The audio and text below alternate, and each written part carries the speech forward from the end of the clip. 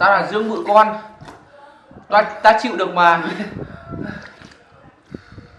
24 giờ không quạt đối với tôi quá điều bình thường luôn. Xin chào các bạn, chào mừng các bạn đã quay trở lại. Tôi là Phương Hữu Dưỡng. Yes.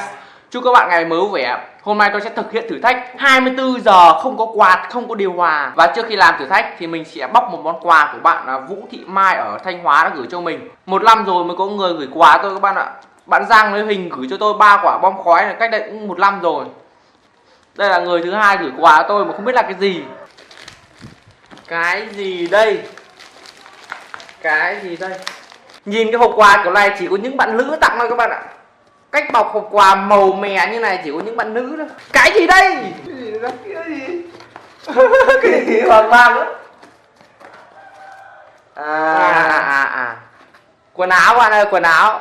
Quần áo để tôi từ từ tôi xem nha. Và có một bức thư nữa.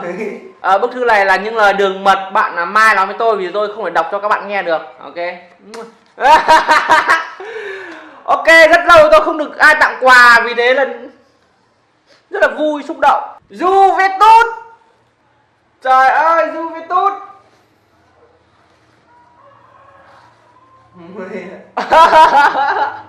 Một áo in hình tôi. Gì đây? Cái gì đây?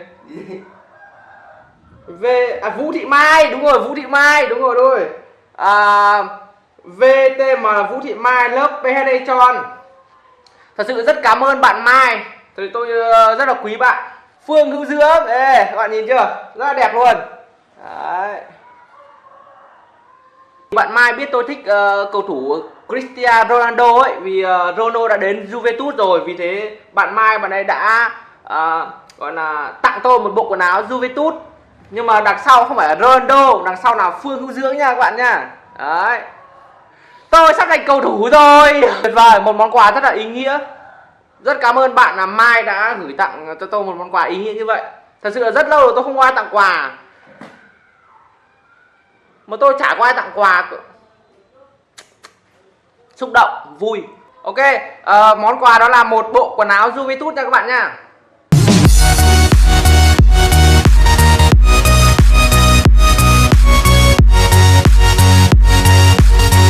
Tí nữa tôi sẽ mặc bộ này đi tập gym và đi đá bóng luôn. Cảm ơn bạn Mai nha.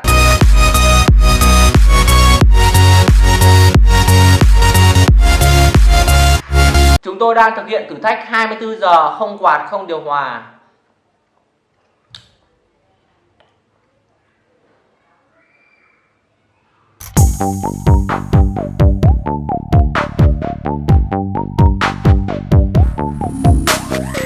Thử thách 24 giờ không quạt, không điều hòa này chắc là cũng đơn giản thôi.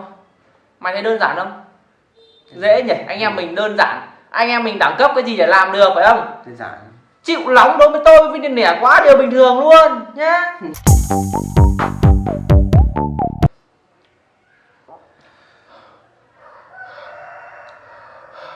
Anh em mình chịu được mà. Đơn giản mà. 24 giờ không có quạt, không có điều hòa quá điều bình thường luôn.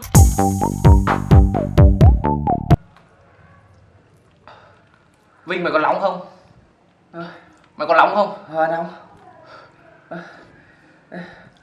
Sao mồ hôi anh chảy như mưa này? Tao không nóng Vinh ạ, tao không nóng. Tao không nóng. Mày không nóng. Tao chỉ mồ hôi chảy thôi. Không nóng.